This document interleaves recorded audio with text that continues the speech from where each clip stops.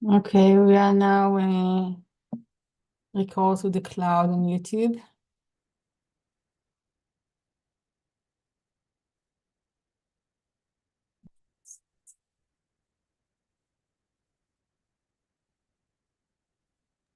דלית יש הקלטה ליוטיוב, אבל לא לזום, אני רואה. מה זאת אומרת? רגע, record. זה עשה לי ליוטיוב, ואת הריקורד אני מתחילה כשנכנסת. זה הריקורד בקאפ.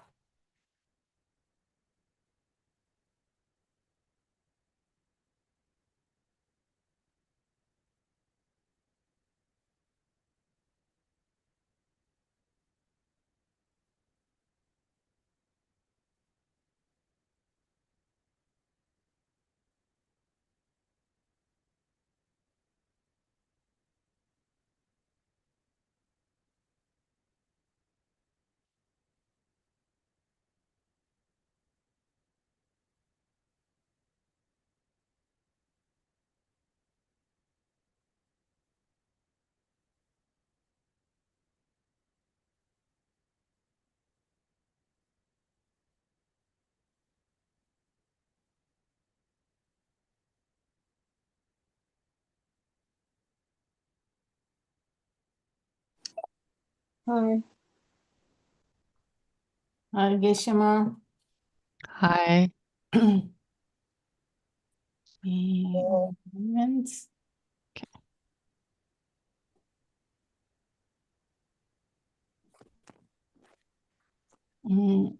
Geshema, did you Yes. understand what I sent you? It was clear enough? Yes, it was clear. Okay. Okay. So we can start now. Yes, Well, thank you. promised. All right. Okay, so let's start, as always, with focusing on the breath, breathing meditation.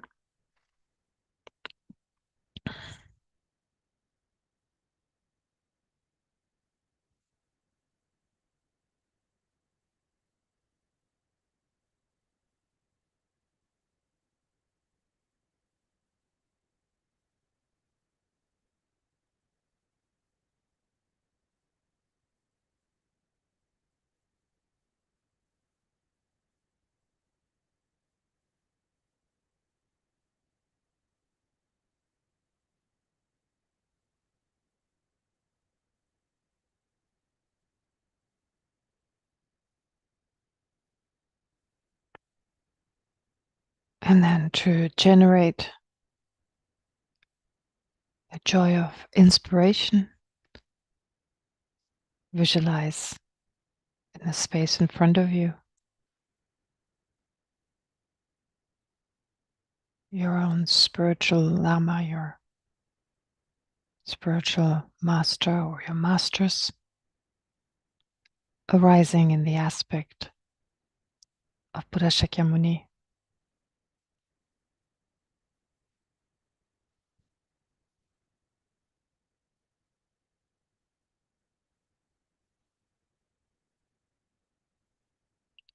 With a body made of light,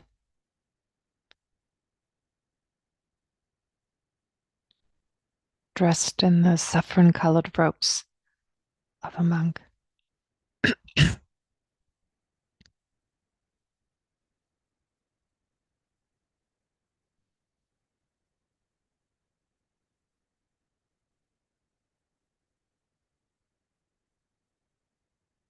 In every aspect of his body is a manifestation of his enlightened qualities.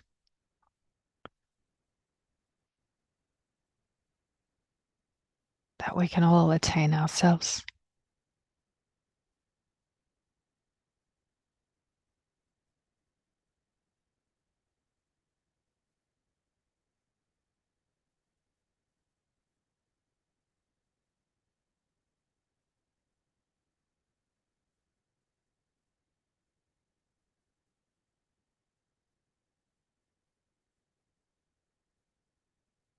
And then think that you're surrounded by all sentient beings.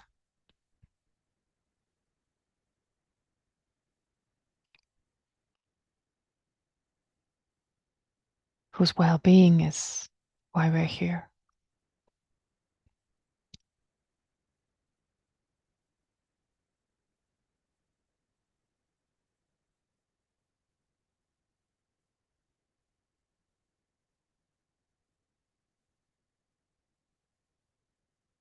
And remember that on a deeper level,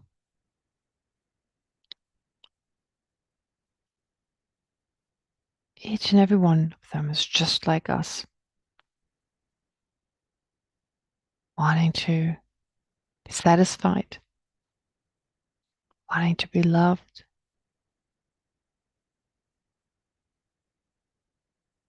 and not wanting to have unpleasant experiences.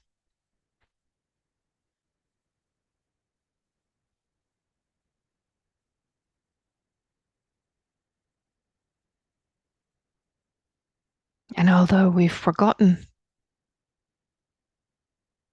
each one of these beings has been at some point extremely close to us.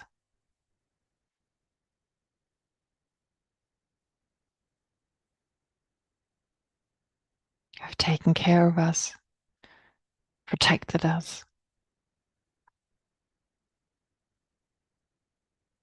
and given up their happiness and even their life for our own sake, for our sake.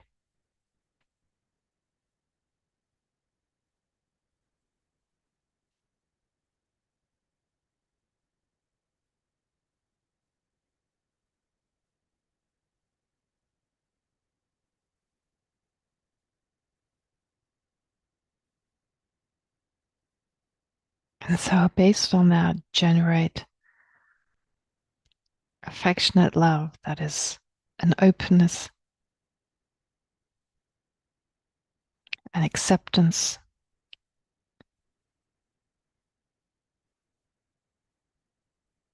that deeply cares for sentient beings.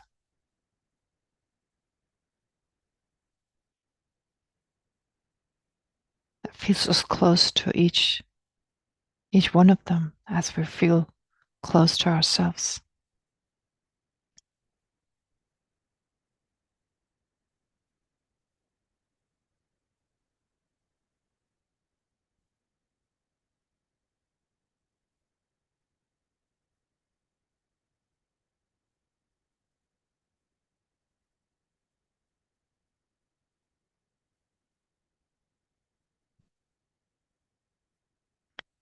And then, based on an understanding of the shortcomings of samsaric existence, generate great compassion that focuses on sentient beings, sufferings, their causes, and all their other limitations.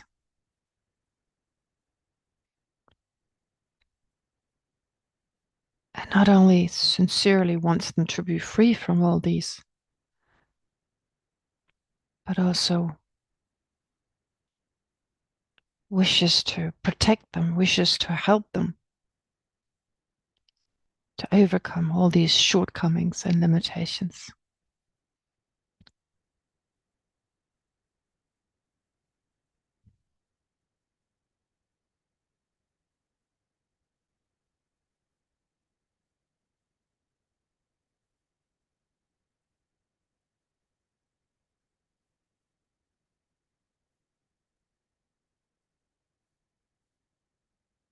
And then let that wish, that aspiration in the form of great compassion grow stronger and more determined,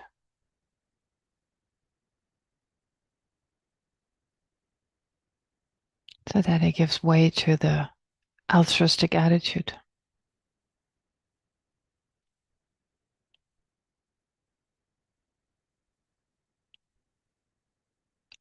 That is an extremely courageous mind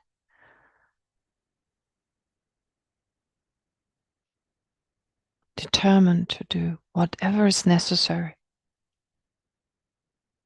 to help sentient beings overcome their shortcomings and limitations.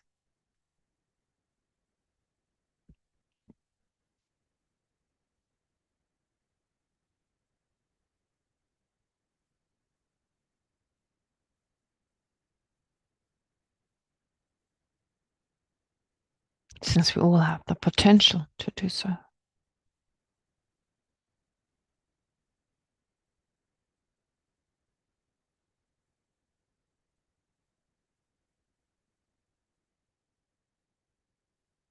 But since this requires for us to become enlightened first,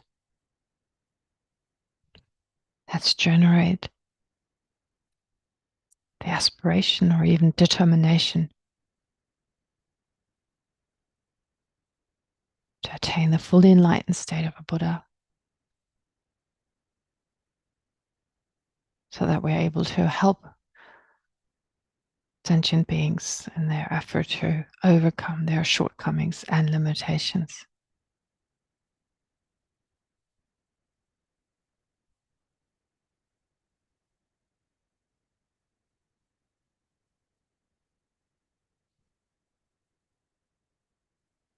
And it's also with this mind that we together study this text on mind training.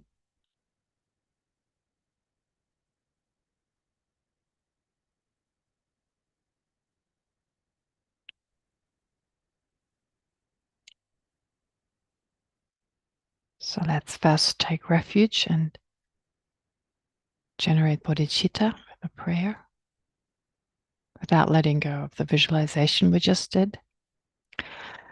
I go for refuge until I'm enlightened to the Buddha, the Dharma, and the Supreme Assembly.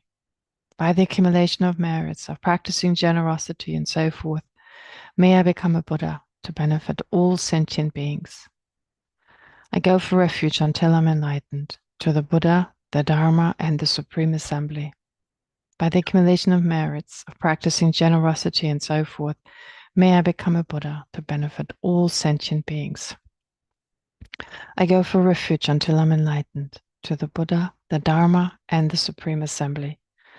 By the accumulation of merits, of practicing generosity and so forth, may I become a Buddha to benefit all sentient beings. Okay, great. All right, so before we'll start, well, Dalit sent me a message and asked me, well, told me that some people wanted more of a precise answer with regard to the other class that I've been teaching on the fundamental wisdom. And so last time also Jimmy asked about this, and I did think about, well, just gave it some thought, I mean, in terms of what would be a way to do it. And I think Jimmy also suggested to have class every second week, have a class on the fundamental wisdom and another class on the text we're doing right now. But this weekend, I was made aware that I need to finish something very important, a job that was given to me by the private office, and I really can't ignore it. And I haven't had that much time to work on it. It's these volumes on science and philosophy in Buddhism. So my job is to translate it into German, and I've been going for three years now, trying to translate it whenever I get some time, but I haven't made that much progress, and I actually need to finish this year, that first volume. And afterwards, there's again more time. So I'll try and do that. I can actually finish it, but if I continue with fundamental wisdom at this point, it takes too much time to prepare. It doesn't take much time to teach it. Obviously, it's just one class a week, but the preparation to translate the bits of the text that I find most helpful, translating them, putting them into, I don't know, to an explanation that I hope you'll understand. And then adding the graphics, the charts and so forth is so difficult. It takes up so much time. So for the time being, I just can't do it. So my apologies. This is only temporary that I put it off until I've finished this first volume. And then I'll want to continue. Of course, I started with it and I'll continue, but yeah, for the time being, my apologies. So when we're done with this text, we'll do another text. Maybe there's a suggestion. Any of you, if you have any suggestions, you're welcome to tell me or to let me know or to share with everyone. But of a text that has already been prepared. So, I mean, the fundamental wisdom, the problem is if I just teach the translation of Lama Tsongkhapa's text, it's so difficult. It's really difficult. And I think I'll lose everyone really in that process because it's that the reasoning is too deep. So without some material that you can actually follow and that is accessible. I mean, I'm not saying that Lama Tsongkhapa's text is not accessible, but it's really advanced. It's extremely difficult. And I'm just pulling a few things out that I think at this point might be helpful. So yeah, anyway, let's continue with this text for the time being. And if anyone has a suggestion for an alternative text that has been translated, that maybe its commentaries have been translated, then I'd be happy to look into it. But it should be a decision of all of you together, whichever you would like to do or whatever you would like to do. So I'm open to all of it. Okay, but anyway, so let's go back to the text. Just a sec. Right, here we are. What do I do with this? Okay. All right, first the Lamrim.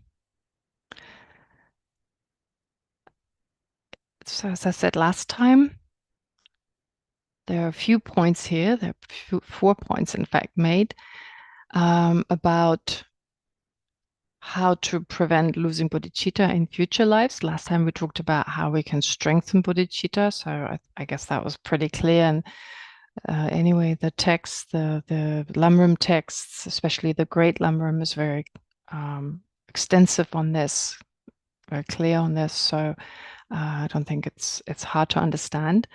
And then the next 4 points that I'm going to go through today are 4 black actions. So black, of course, as you can imagine, black refers to negative actions, white actions are positive actions. So that's just the literal translation of the Tibetan. But yeah, basically 4 negative actions that could be a powerful obstacle to retaining or even to generating bodhicitta in the first place. Of course, here it's about preventing the loss of bodhicitta in future lives, but of course it's also about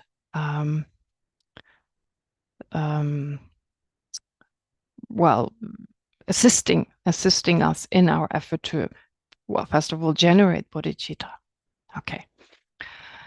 And to always remember, yes, it's advanced. Of course, it's advanced, and we may be far from it, but the only way to get there, and we all have the potential to generate bodhicitta, everyone, and it may seem so far, but as we've seen from many masters in the past who sometimes faced a lot more obstacles than we face, well, they were able to do it. And since we have the same basic mind, we have the same nature in terms of our mind being clear, knowing, and so forth, we can all do it. So it doesn't matter whether we live in the West, whether we're married, we have kids, or whatever. To not forget, if these great masters of the past could do it, we can do it as well, because they were just like us at some point. So this I think is really important to keep in mind. And then, of course, based on that, to go through the different meditations as much as we can, and not just on the meditation cushion, but to apply, as the text tells us, as the 7-point mind training tells us, use every situation in your meditation. Bring it all back into your meditation. All right, but first of all, what Lama Tsongkhapa, or not just Lama Tsongkhapa's, the Lamrim texts tell us, it's important to abandon, that is to overcome or to refrain from the 4 negative actions. First is deceiving the guru, deceiving the lama, abbot, or other holy beings with lies, right? It's not just lies, apparently. There's different interpretation as to this first point. Some would say it refers to all negative actions, or to refrain from any kind of negative actions directed at one's lama, one's abbot, or other holy beings. But then Lama Tsongkhapa specifically says this refers to non-virtues of the speech. And so, yes, lies is the first one, but also in some texts it mentions talking bad about a lama and so forth, the lama, so one's lama. And that's not the same as pointing out some negativity possibly, or I mean negativity, not in the sense of out of resentment or the wish to deceive anyone, no, with a pure motivation. But with regard to, yes, one's lama, one's abbot, okay, so this only refers to people who've been ordained. So the person who gave one's vows, that's called the abbot. You also have someone called the preceptor who does the ritual, who mainly goes through the ritual. Sometimes the preceptor kind of recites the what do you call it, the kind of ordination ritual. The abbot is the main person, who's the main person of the group of monks or nuns, depending on what tradition you're ordained in. So in the Tibetan tradition, it's monks. So you have a main person, the abbot, who's the main person in that ritual, and then you have a main person who recites the ritual, and that's called the preceptor. But sometimes the abbot and the preceptor are the same person. Anyway, for those of you who are not ordained, that's not relevant. But of course, our lama. Now, at this time and age, we don't spend that much time with our lama, but that doesn't mean we don't communicate with someone. So, for instance, Jadu Rinpoche, who's very strongly connected, Kepje Jadu Rinpoche, who's very strongly connected to Israel and Israelis, or at least those interested in the Dharma, or many of those interested in Dharma, I should say. So in this case, again, not deceiving the lama, and to take a little bit further, possibly to try and practice as much as we can. And if we have the chance to interact with the lama, of course, to be truthful and not to be deceptive. All right. But then also the second point is to refrain from causing others to regret virtuous actions that they've done. So in the sense of our Dharma practice, we have other practitioners who practice, the Sangha, other people we know as part of the community, the Dharma community we're part of. So to not cause another person to not engage in certain virtuous actions or even regret them. So here, some interpretation is that unless the other person regrets that virtuous action, independence on what I said, the action is not complete. But then others would argue, no, it doesn't matter. If the intention is to cause another person to regret their Dharma practice, well, that's one of those negative actions, one of those 4. Or if it just causes the other person to get confused in response to my comment. So basically trying in some way to prevent another person from practicing the Dharma. I don't know whether that's something we would usually do, but well, we need to be careful depending on maybe competitiveness or resentment, whatever our motivation may be. And of course, also very important not to abuse or criticize bodhisattvas. Now, here the difficulty is we don't know who is a bodhisattva. So we have to be really, really careful. Especially many of the great lamas, if anyone is likely to be a bodhisattva, is them. And so to be very careful about criticizing the lamas. And here I'm saying constructive criticism versus a negative type that is influenced by resentment, that is affected by dislike and so forth. So therefore, to be careful about this. And we don't know who's the bodhisattva in the first place. So that's a problem. And criticizing or even abusing a bodhisattva, of course, is harming a bodhisattva and thereby indirect harming of sentient beings. So bodhisattva has dedicated their life to the welfare of other sentient beings. And so in that way, we indirectly also harm sentient beings. And to not act with a pure selfless wish, but with pretension and deceit. So in Tibetan, the word for deceit is yogyu. Yo, the first syllable, actually means to try to hide our faults. And gyu is to pretend to have certain special qualities that we actually don't have. So it's an interesting word, to be deceitful, as in like hiding our faults and pretending to have qualities we don't have. So this takes me back actually to talking a little bit about this quality, humility, that I think doesn't get enough attention in the West. It's not mentioned that much in the scriptures. So, I mean, it would get more attention in the West if it was mentioned more. But it's one of those qualities, and there are others as well. I mean, to give you another example, forgiveness is a quality. It's mentioned here and there, but there's not even a specific term in Tibetan. It's usually mentioned in the context of tolerance or forbearance. It's often mentioned in the context of forbearance. Of course, there's this famous quote by His Holiness: "Don't forgive the person, don't forgive the action."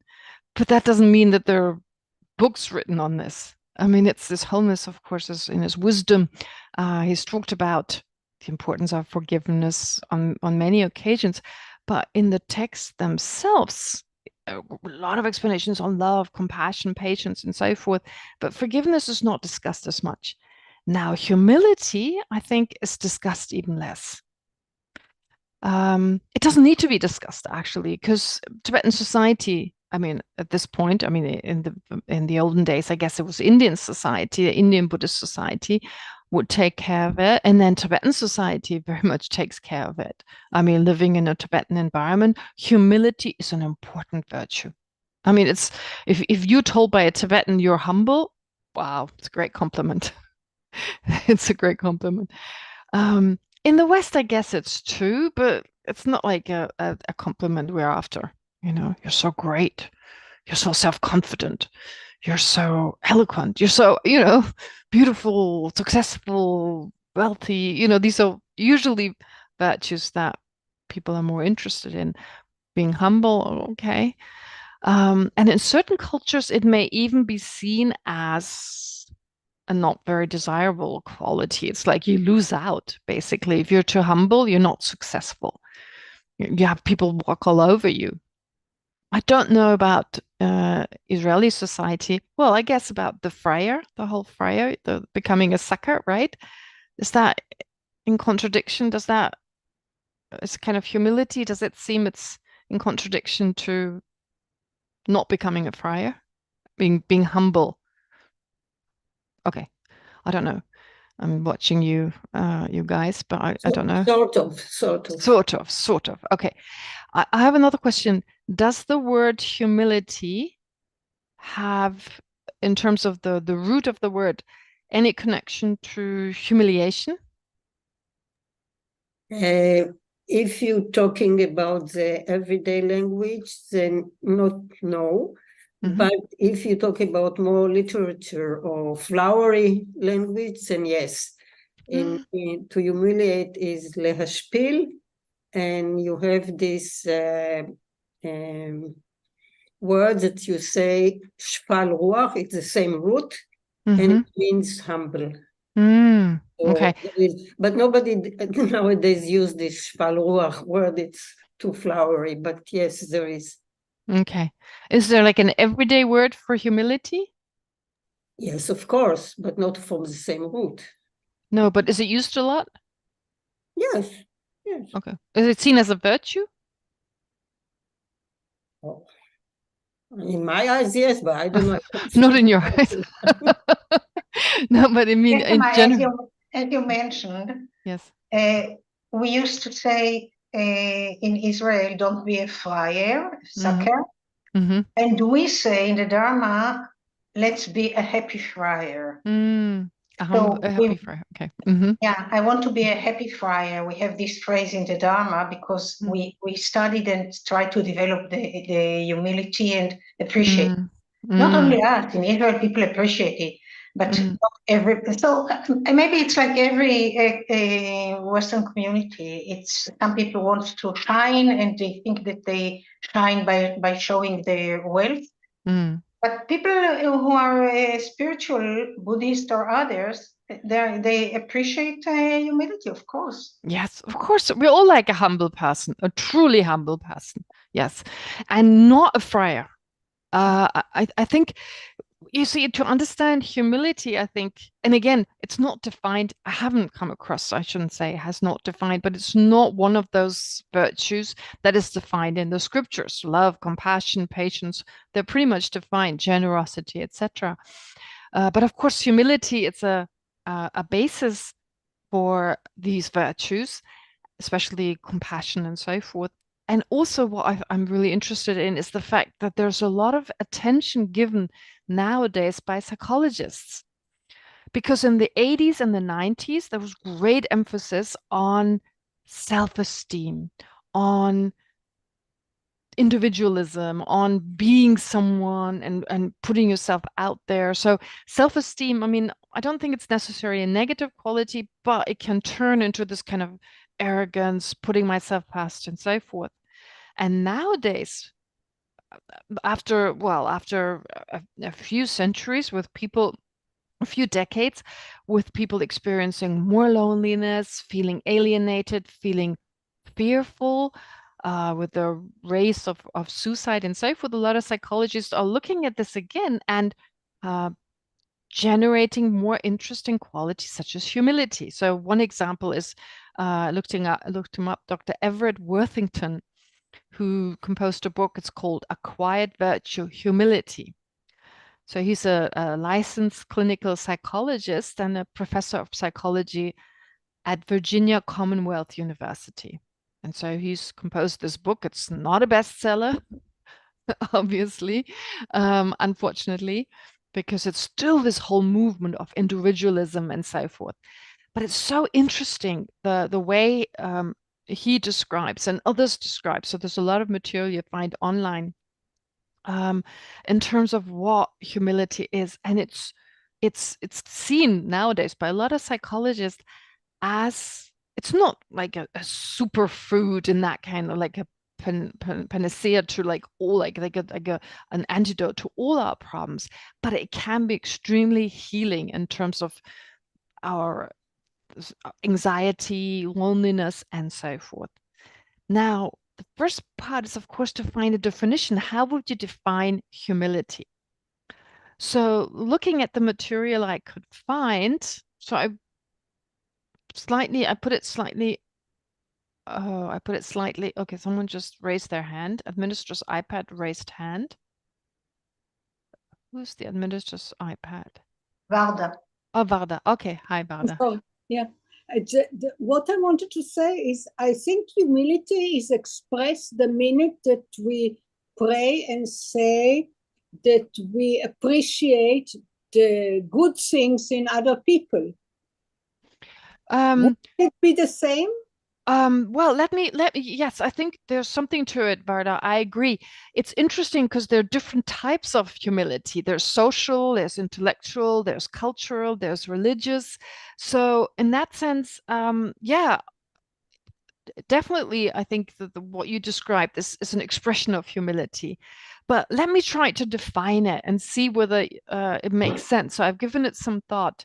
And so I would say it's a mental factor, but I'm not sure. I guess it's a mental factor that is based on mindfulness and introspection, which knows one's own strength and weaknesses, does not feel compelled to hide the weaknesses, feels comfortable with them and does not feel the need to hide the weaknesses, and does not feel compelled to advertise the strength, right? So, but then according to some of the literature, it's also saying an openness to others. So of course, in Buddhism, the definition shouldn't be too long. And I'm wondering whether the openness to others is not a result of that. But maybe it is actually the same as. So like everything I said previously, knowing one's own strengths and weaknesses, feeling comfortable with them, so, and being open to other people. So in that sense, that's how I would look at humility, and it's far from being humiliated. It's far from self-deprecating. In fact, what may be helpful is to identify the two extremes of, or the extreme counterparts of humility. So one extreme would be arrogance. The other extreme would be self-deprecation, right? So one would be arrogance, being full of ourselves, and then self-deprecating. Arrogance tries to advertise our positive qualities, tries to, make them known. It focuses very much on one's own positive qualities and ignores the negative ones, whereas self-deprecation does the opposite. It doesn't focus enough on the positive qualities and instead focuses on the negative ones and possibly advertises the negative ones. So those would be the two extremes. And it's a bit like, actually in Buddhism, you find this with emptiness, of course. So to understand emptiness, identify the two extremes. But you can do that with any emotion. Love, compassion, renunciation. What are the two extremes? What would be the extreme on one end and the extreme on the other end? And here it's about finding the middle. Wait, let me see. Sneh, you raised your hand.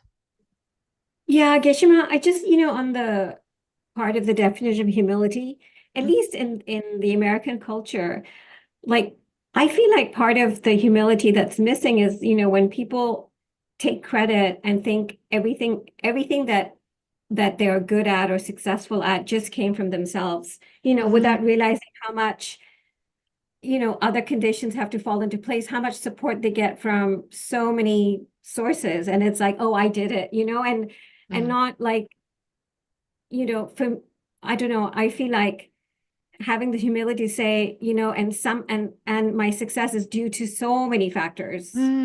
Very good, very good. Well, the thing is, yes, absolutely. This is an important component that is usually discussed when we talk about arrogance.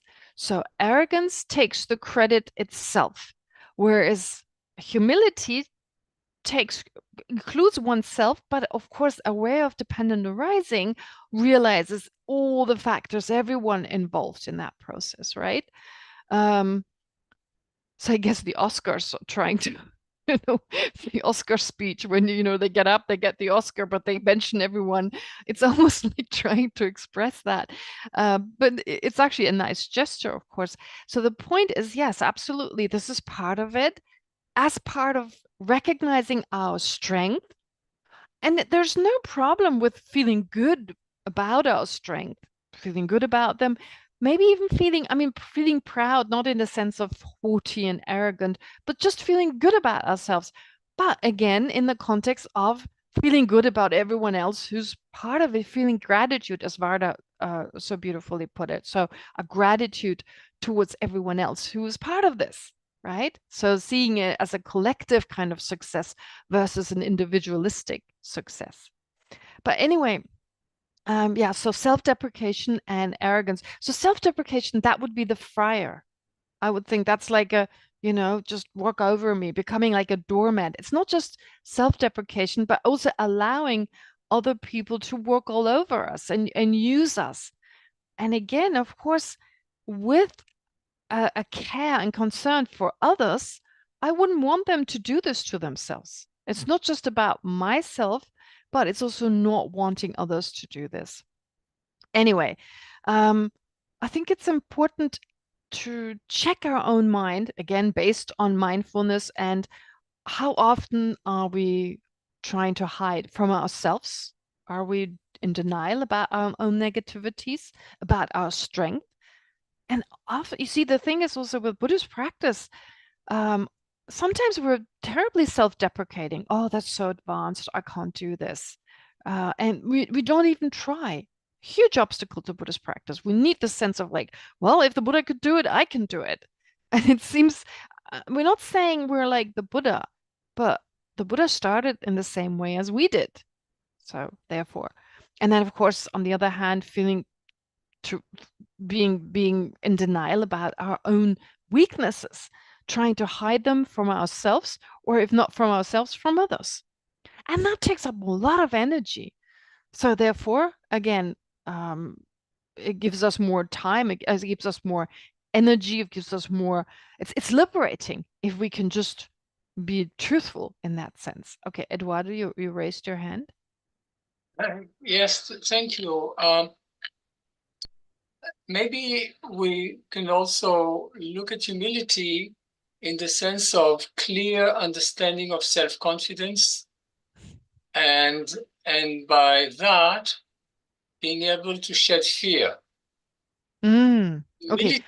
Humility, by giving this a clear assessment of what I can do, what I can't do, and looking at that clearly and being able to state it. Okay. That in front of others also relieves the fear of, that can come with our social interactions and things like, etc., etc. I'm glad you're bringing this up. I think it's very important. Okay, self-confidence again. I think those two are closely related. Self-confidence, I mean, you feel confident about your weaknesses and strength.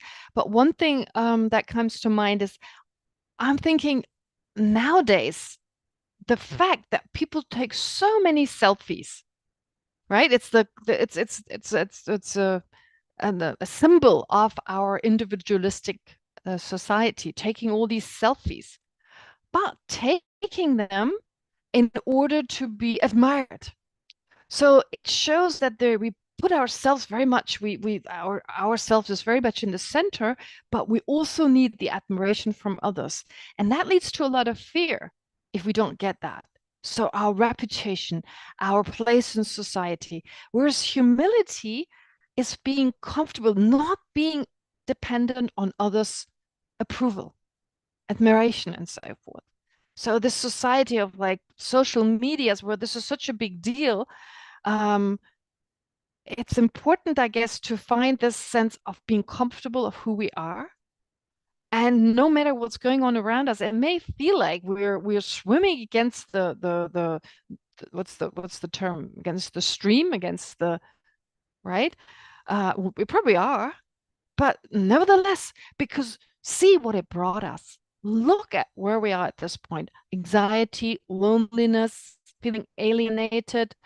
A lot of that comes from, I guess, this individualistic emphasis on individualism, on being brash and boastful and so forth.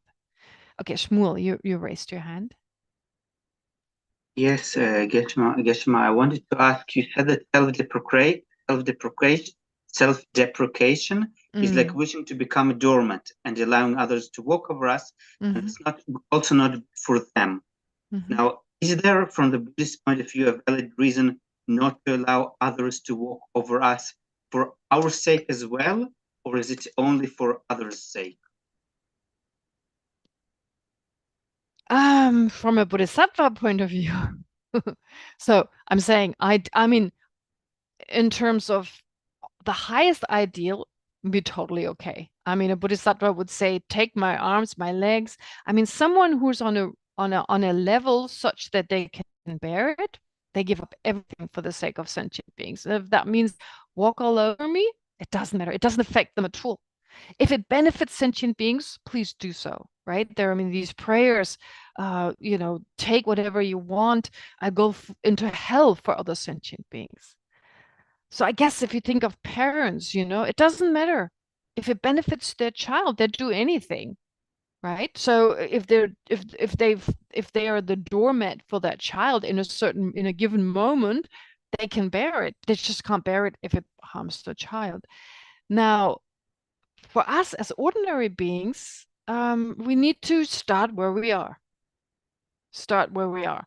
So to feel humiliated, if that gives then rise to feeling low about ourselves because others do as well, then for our own sake, we need to do something about it. But that's just on the level where we are, and that's fine. That's totally okay. Start where you are. I mean, there's this really great title of this book by Pema Chodron, I think.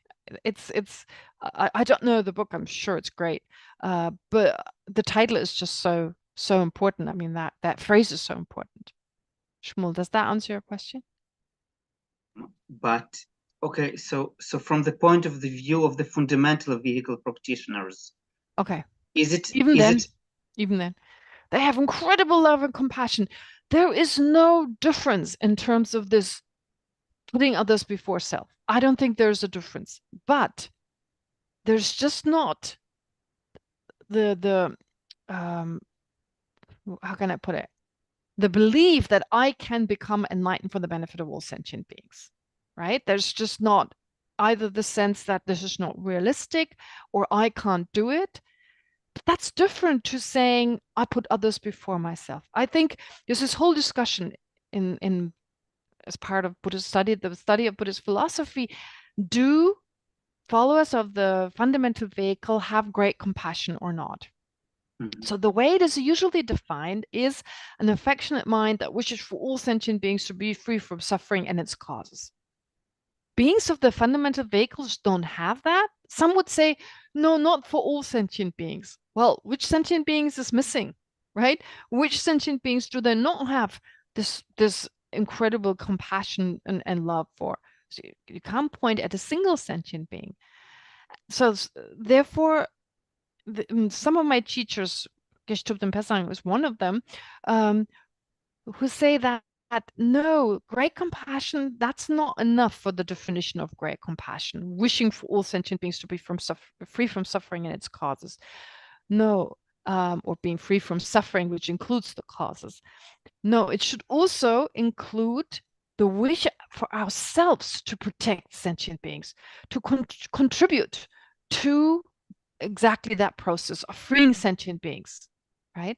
That is something that is unique to the universal vehicle, bringing yourself in and wanting to, for the benefit of all sentient beings, wanting to lead them to liberation, if not all the way to enlightenment. That wish, taking personal responsibility, but it starts with the aspiration, with the wish, and then you go on to the next mind would be, the next mind you need to cultivate is then the special altruistic attitude, which is determined to do so. Yeah, and then of course understanding that only enlightenment is the way to do so, and then the wish to become enlightened. Does that make sense, Shmuel? Yes, it does very much. So if I can just one more clarification question. Yes, please. Yes. So how would we think about it in daily life? Can maybe just repeat it. How can I sort of very good. That's it. That's what we need to go to, all this theory. So okay, a little bit of theory now everyday life. I mean, the problem is with humility. I mean, with every aspect, we may be humble at home, but not at work. We may be humble in our cultural interaction, but not on an intellectual level. If we are really knowledgeable, we may feel, oh, I know so much more than everyone else. But in other areas, in terms of family life, we're not. So here there are different ways of categorizing. And here I'm just following what I found online in terms of what psychologists talk about, like Dr. Everett Worthington. So there's this division. I think it's the division is into social or relational humility, intellectual humility, cultural humility, and existential humility. Okay, number one, relational or social, relational, intellectual, cultural, and existential. Now, relational in our everyday life dealings, of course, with other people. So in the sense of, well, how do I do it? Am I considering the other person just as important as myself. I think that would be also like this openness to others, but maybe even more so considering, again, understanding my own strength and my own weaknesses and so forth. And then also in my interaction with others, also being open to the other person, being respectful towards the other person. So I guess, yes, humility also has that aspect of like having respect towards the strength and weaknesses, having respect for the strength and weaknesses of the other person. And here weaknesses, of course, also the view in terms of my own weaknesses, understanding there's room for improvement. I don't want to be stuck with these weaknesses forever. Also understanding that I can do something about them. But anyway, with regard to another person, respecting their strength and weaknesses.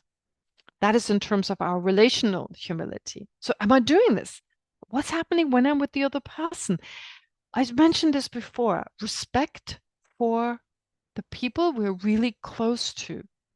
Like sometimes in our relationships with the people we know, they love us. We know well, there's a lot we need to do that they stop loving us. I mean, of course, we need to be careful, but we feel pretty safe with them.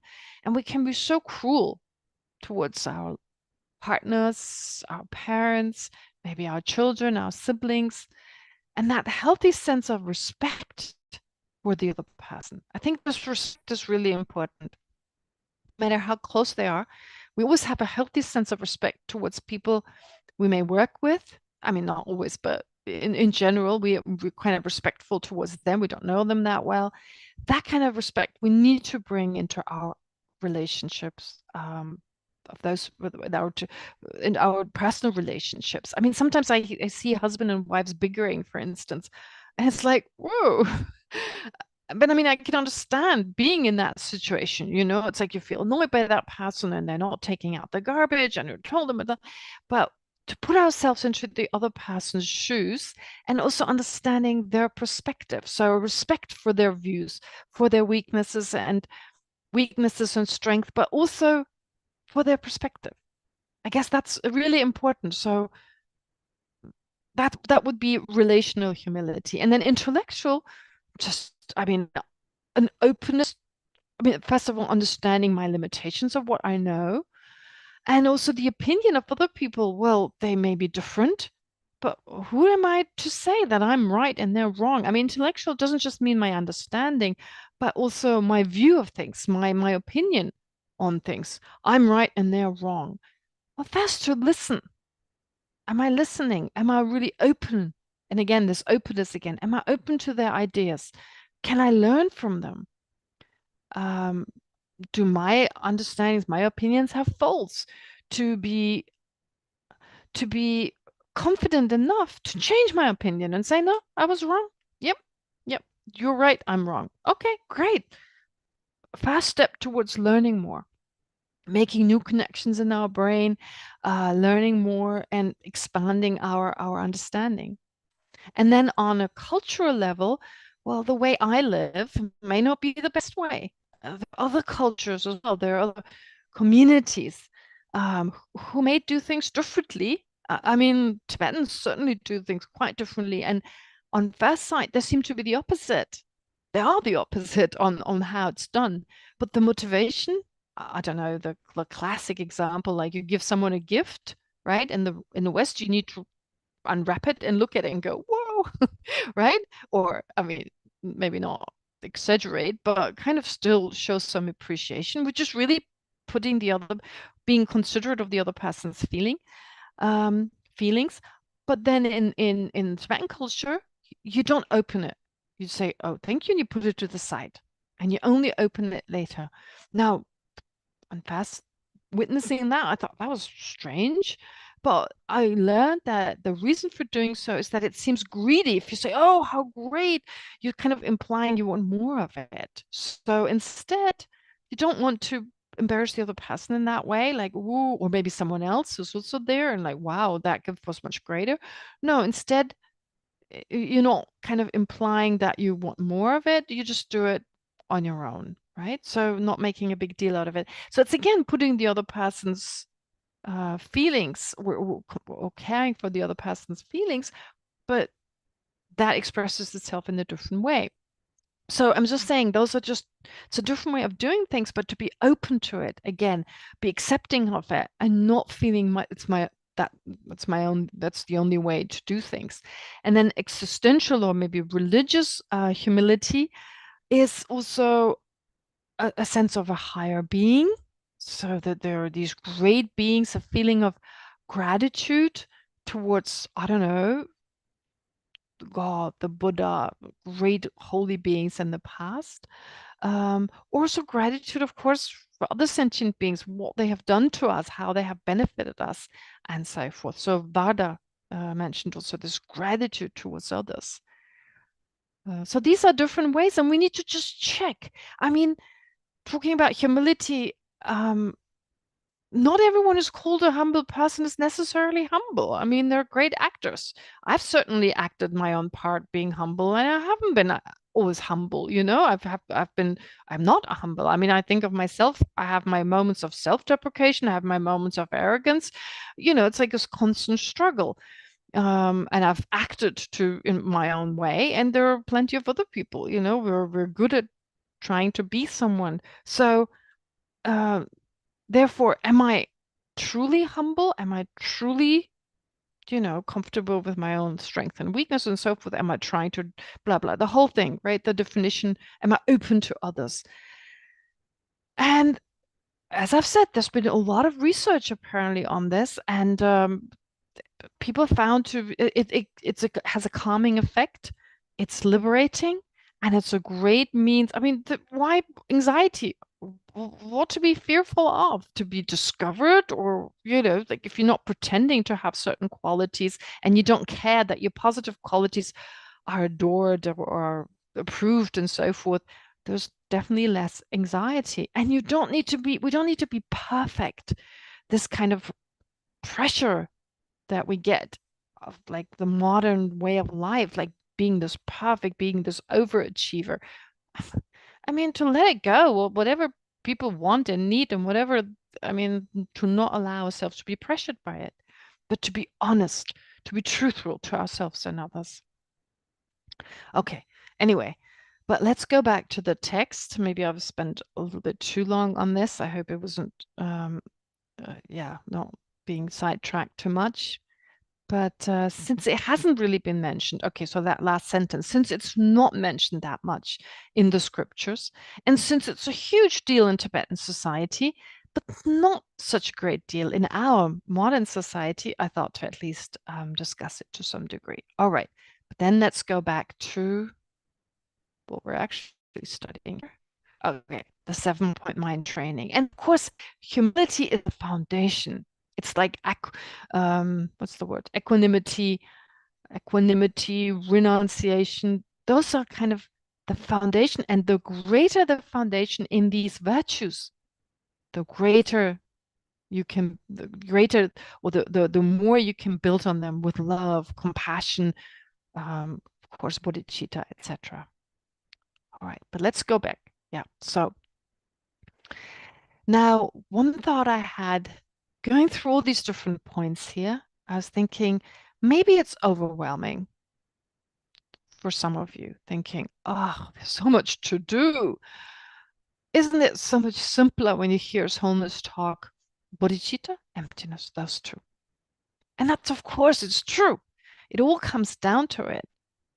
But since our mind is very complicated, since our mental makeup is so sophisticated, so complicated, and it's changing all the time.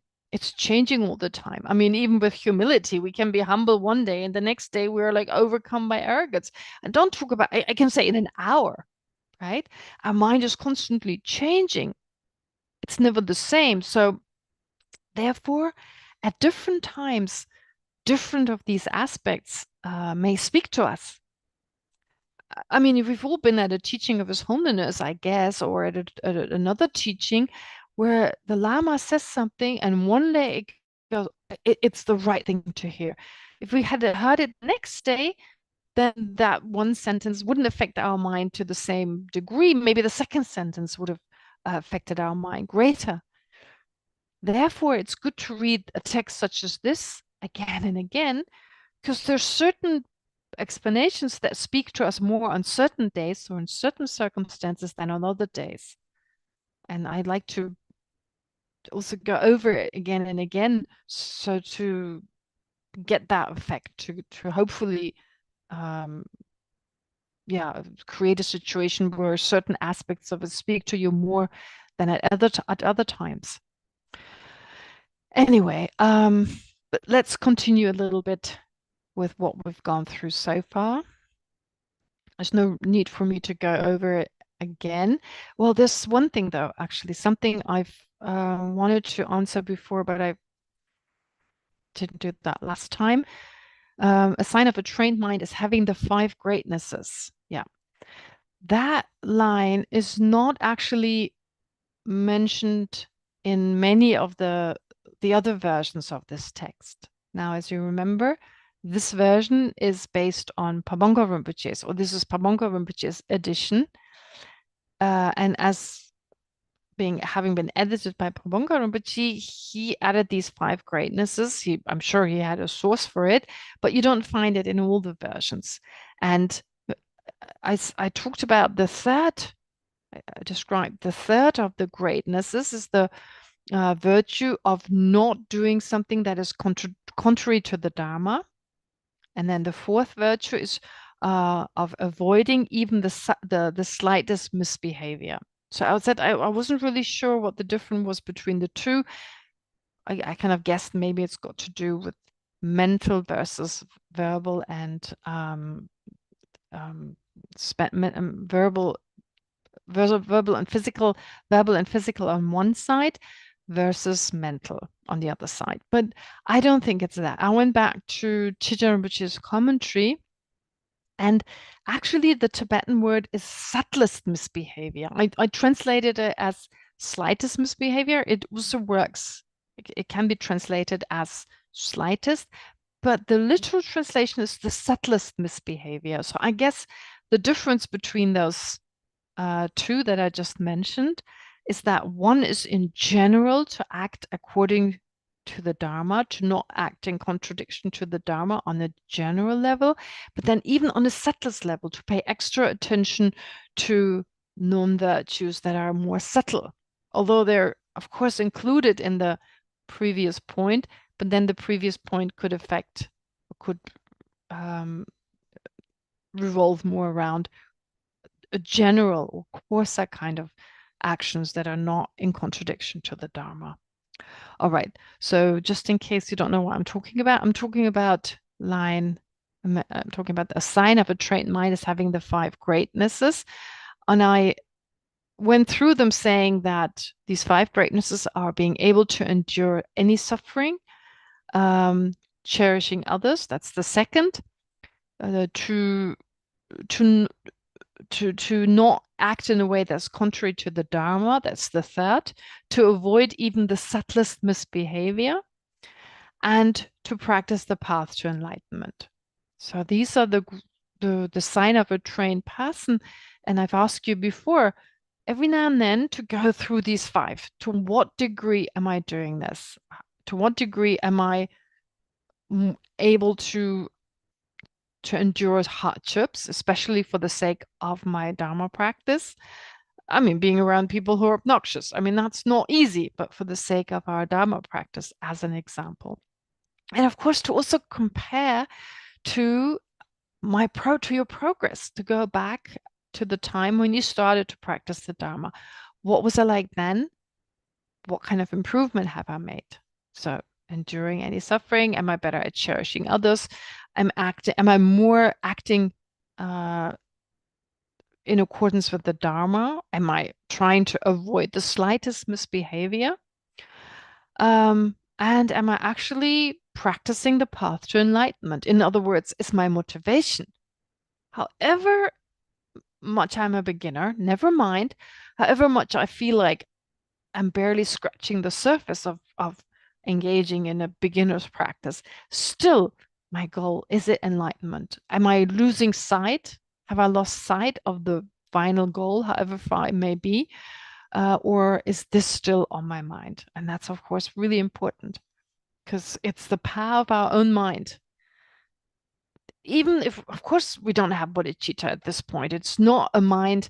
For instance, there's this quote from, there's a sutra requested by a lion. It's called the Sutra Requested by a Lion. When someone asked the Buddha, what must one do to maintain bodhicitta in all future lives? So what do I have to do to have bodhicitta and to maintain it? And the answer of the Buddha was keeping this mind even during one's dreams, not to mention when one is not asleep. So that shows us, I mean, we have very little control over our life when we're awake. But what about when we're dreaming? I mean, there's certainly no control. There's very little control. And sometimes stuff happens in our dreams. It's like, wow. So bodhicitta, really, when we really have bodhicitta, stable bodhicitta, then even our dreams will be only about this. So obviously we're not at this point. Definitely we're not. Well, some of you may be, but if I speak just, I mean, I can only speak for myself. I'm not at that point. Even close. I mean, I don't even need to say that. However, I want to get there. I want to get there. If I could do something right now, I would do it. But of course, unfortunately, the only way is to keep doing it. So, but that is what we should never lose sight of. Never lose sight of, however advanced it is. Okay. Anyway, so going back to the text. Now we discussed train constantly in the 3 general points. I spoke about this. Transform your attitudes, but remain natural. All right. Again, to just be who we are and not to pretend to be someone, to dress differently, to show off. I mean, it's so annoying sometimes when people do that. I mean, anyway, never mind. But yeah, like to want to show I'm especially kind of spiritual. The lamas are such great examples who are so not like that. I mean, they never ever pretend to be this or to be that. And in this way, the lamas are such great examples. Okay, so just remain natural and not to show we're like, we should keep it secret, our Dharma practice, unless of course we're with other practitioners and it's necessary to discuss it. But in general, we should keep it secret.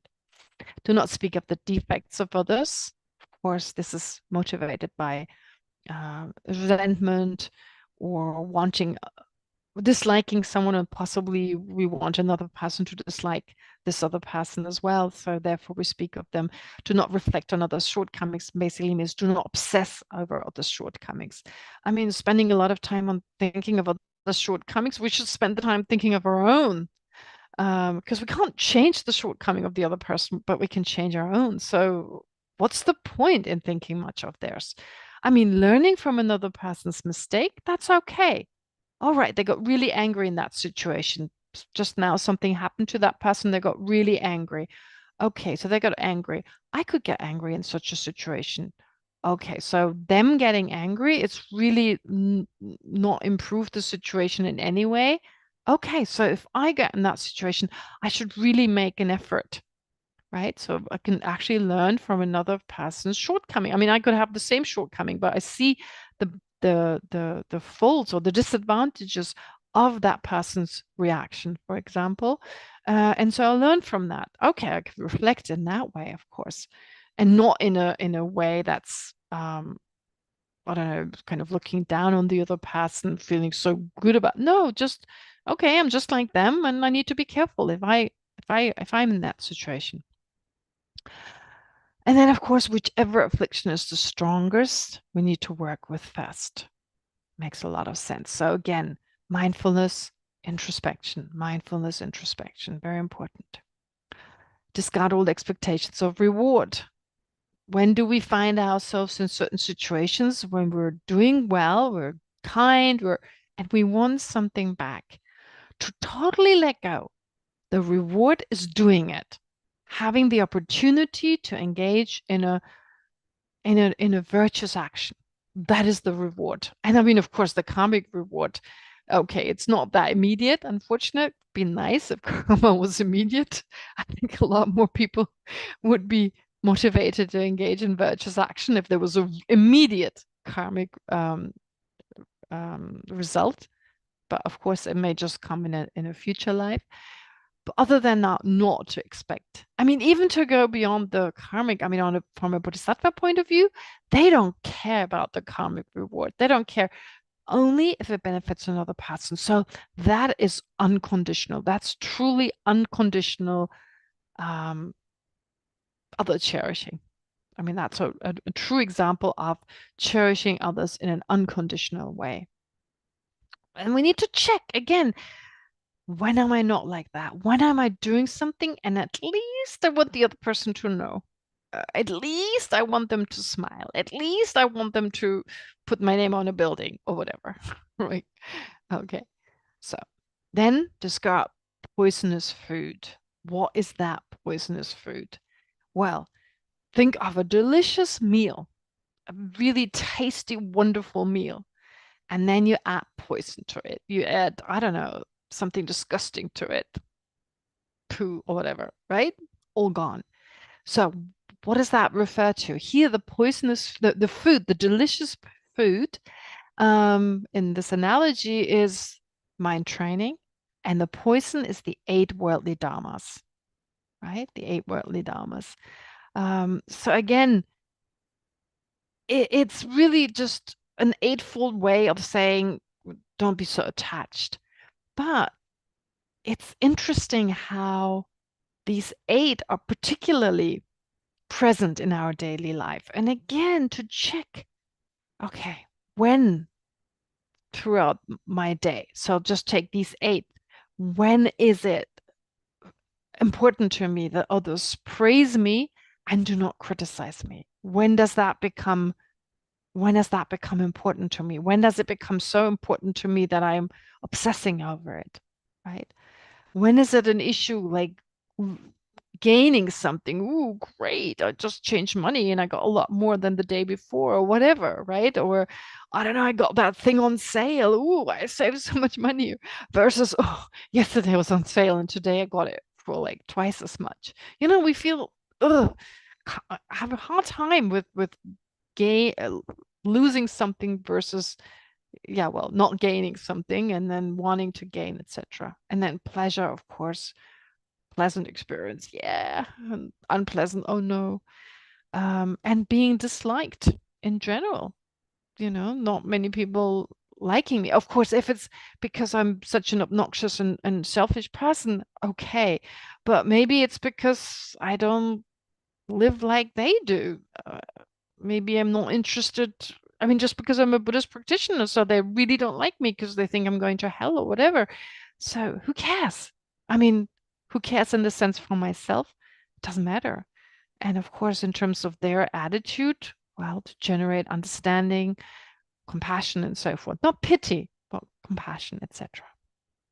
All right, again, discard poisonous food. Watch out. Let's watch out when it comes to our 8 worldly dharmas. And then this inappropriate loyalty. What is inappropriate loyalty? Holding on to, of course, our selfish views. I mean, anything. But what holding on to? What is it that you may hold on to? Well, holding a grudge, right? Sometimes we have this resentment towards a person and we can't let go. It's almost like all sentient beings, minus that one, or plus that one, but only if they weren't so obnoxious. I mean, we have our mind has this sneaky way to kind of just ignore them, or I don't know, still like hold on to something. That is like inappropriate loyalty. You hold on to this resentment. You're loyal to your own resentment. So holding a grudge, that's what's mentioned in the commentary. At least Teacher Rinpoche is saying in particular that it's like this loyalty. You're loyal to this particular resentment, holding on to it. So where are we holding on to resentment? So it's like a person we just don't like. We haven't met them for years. They've done something to us and we can't let go. We really can't let go. We can't forgive them. Let's go through the list of our friends, relatives, acquaintances. See, we'll find someone. Is there someone? Right? So all this is just so helpful for the mind. Because we discover our mind is so cheeky. That is, our self-centered mind is so cheeky. It expresses itself. Well, it's not in the form of the self-centered mind, but it gives rise to other minds that try to evade us all the time. And the parts of our mind that are wise or that are understanding and that are part of our Dharma practice, they're not always aware of that. So we shouldn't identify with these different states of mind, of course. We're not our anger, we're not our resentment, but there are certain minds that are part of our many, many different minds and consciousnesses, and we need to look out for them. And this text is helpful because it points us in that directions. Look at this mind, look at that mind, right? Am I inappropriately loyal? How about the kind of my food, my Dharma practice? How much is it influenced by the 8 worldly Dharmas? Do I want people to know that I'm such a great practitioner? Do I want people to praise me for it? Do I want a really pleasant retreat? Oh, like my own bathroom and perfect seat. Everyone is quiet when I start meditating, and they can start talking again when I'm in the session, when I'm in between sessions. And I want to gain realizations. I don't want to lose on love and compassion because I've just been angry the whole day. You see how in particular when it comes to Dharma practice, when they sneak in, it turns into poison. Okay, sorry, this has been a little longer than I wanted it to, but it's only 1 minute. Okay, so let's do a short meditation on what we did today. Okay, just a sec.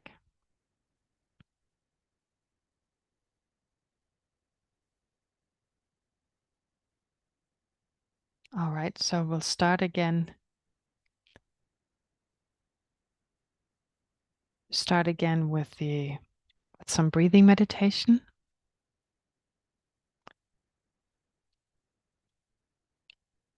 So just let go of any thoughts other than focus on the breath.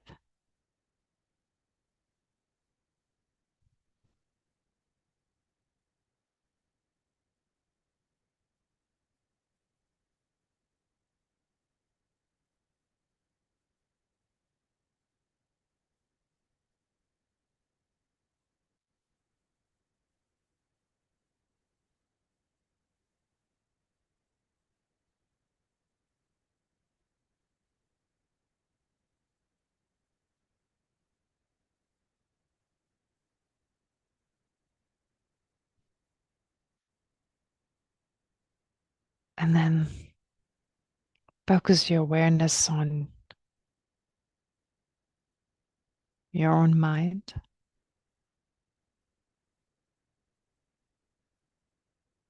Including your effort to bring the Dharma into your daily life.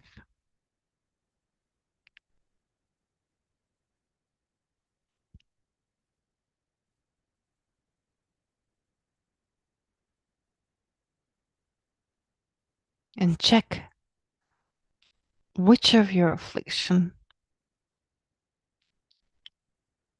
is the strongest.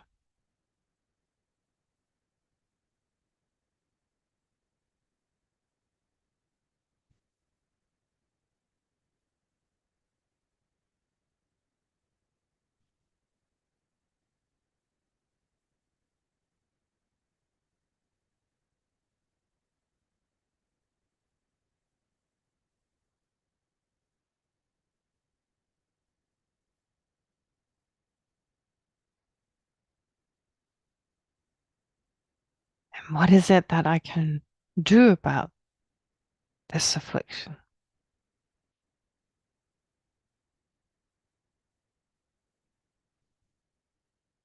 Which antidote can I cultivate to at least reduce that particular negative emotion.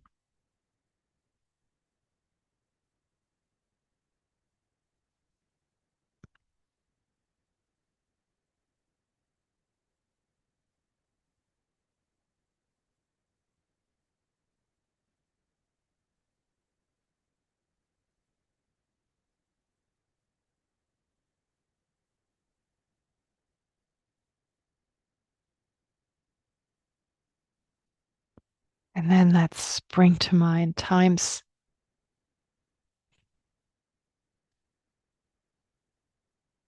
when we really made an effort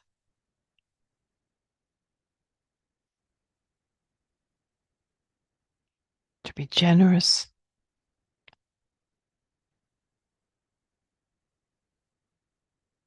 in a material sense, or generous with my time.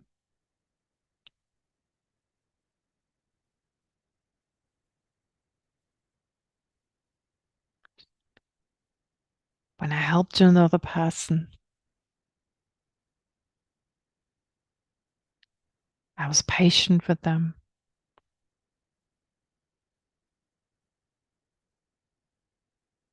Selfless.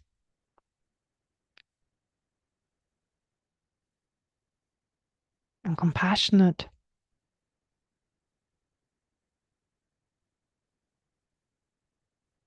Did I expect any reward?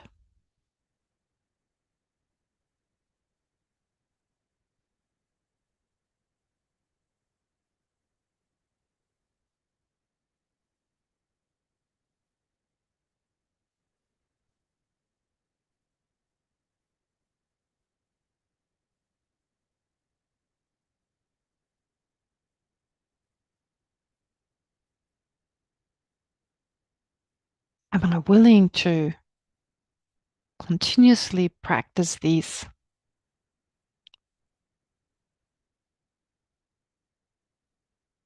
without anything in return, such as another person's appreciation,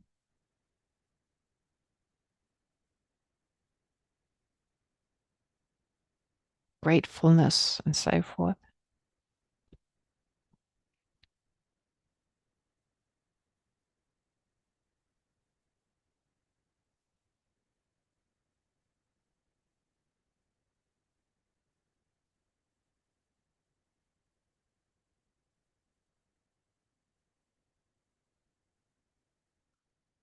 Would I be willing to continue to practice these virtues, even if I were criticized for it?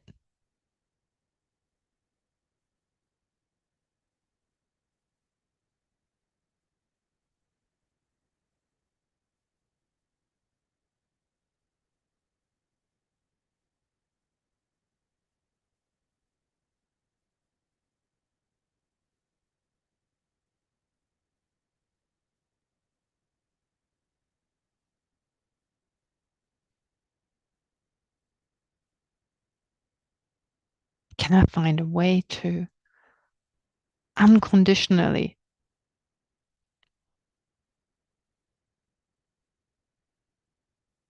practice humility,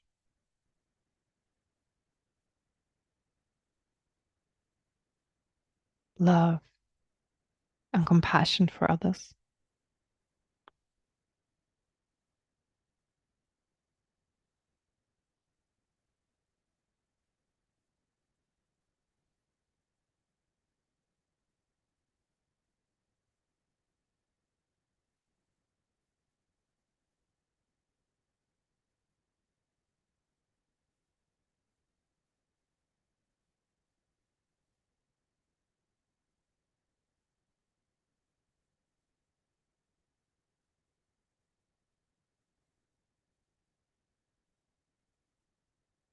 And then Geshe Chekawa tells us to discard poisonous food. In other words, to practice mindfulness while watching out for the 8 worldly dharmas.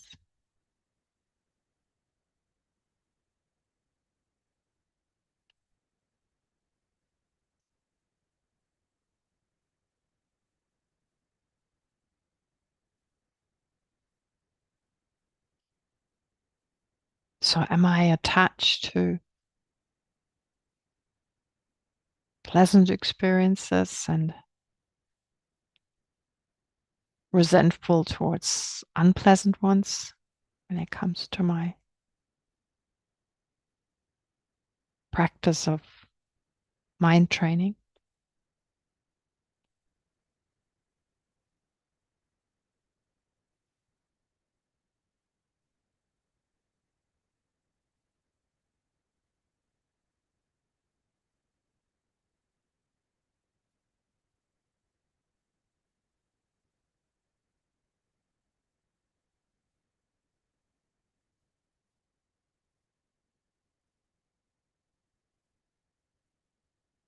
Am I attached to gaining something and resentful towards losing something?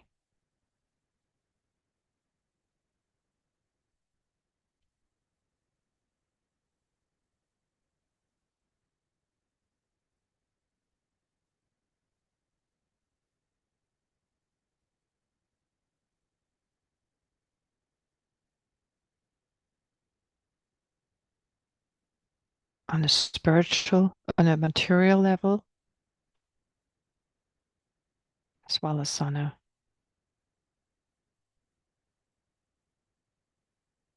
social level.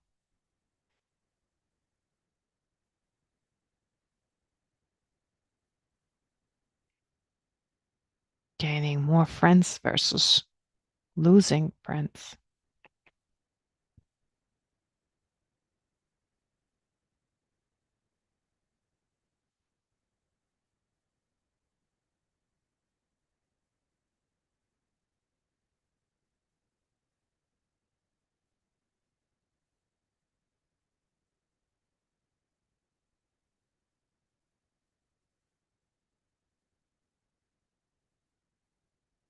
And how about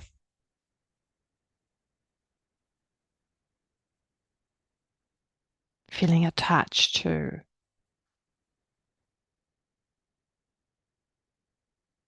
having a good reputation?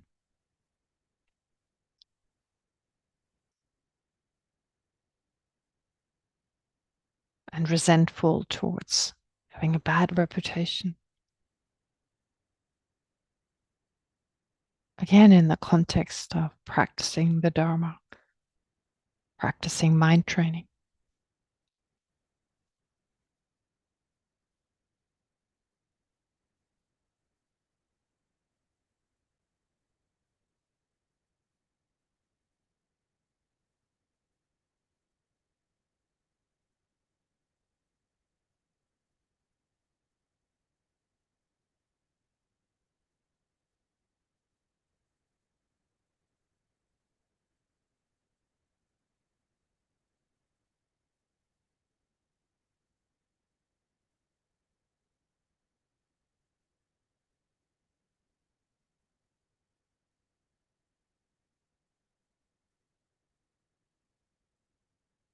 To have a hard time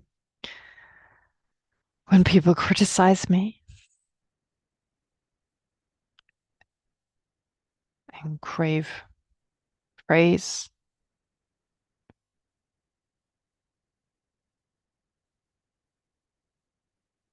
people appreciating me and so forth.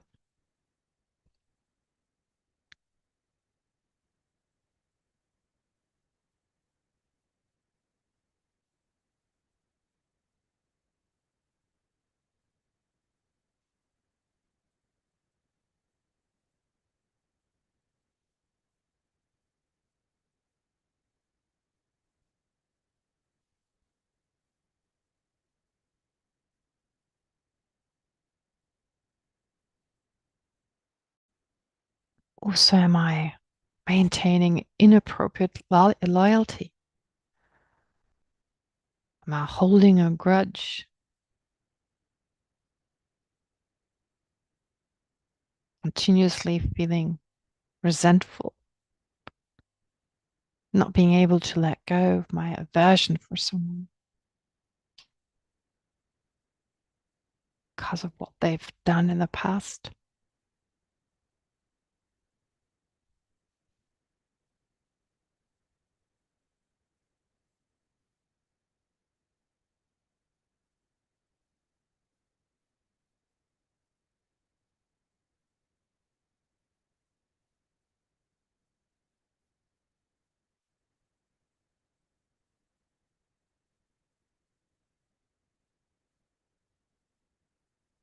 Or can I adopt the attitude of water under the bridge?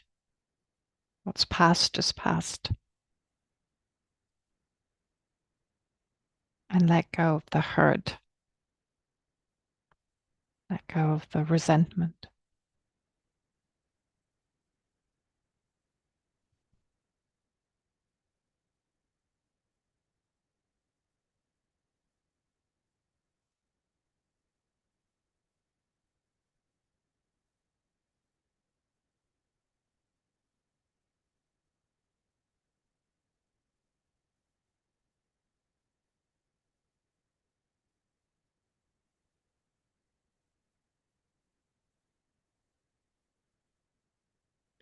And now to conclude this short analysis,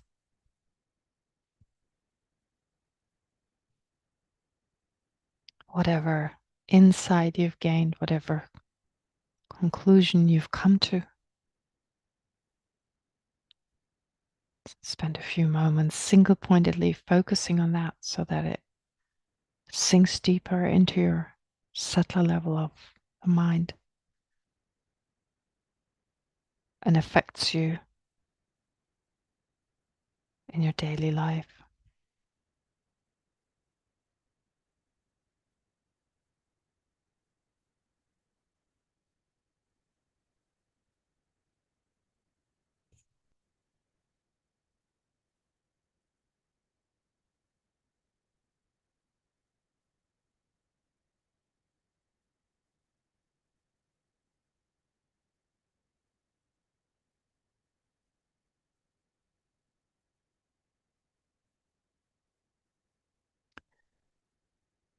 And to make sure that the positive potential we accumulated today is used in the right way, let's dedicate it towards our own enlightenment, maybe attain the enlightened state of a Buddha, to then be of greatest benefit to all sentient beings. And may the positive potential also become a cause for the great masters, our kind lamas, to have a long and healthy life.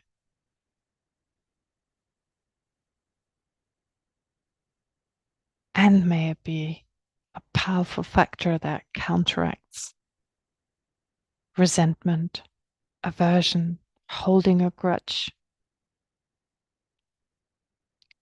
and in that way reduce the wish for violence and revenge.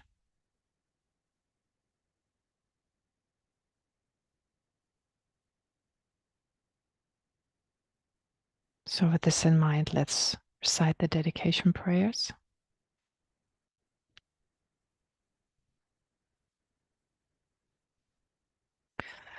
Through the merits of these virtuous actions, may I quickly attain the state of a Guru Buddha and lead all living beings, without exception, into that enlightened state. In the land encircled by snow mountains, you are the source of all happiness and good. All-powerful Chinrezig, Denzin Gyatso, please remain until samsara ends. May the precious Bodhi mind, not yet born, arise and grow.